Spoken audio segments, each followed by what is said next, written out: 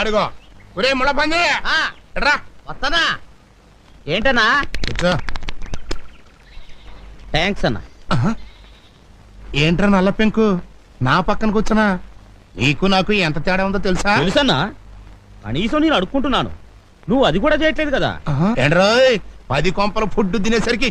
గుండు బలిచిందా నా ఏలగా కింద కూర్చో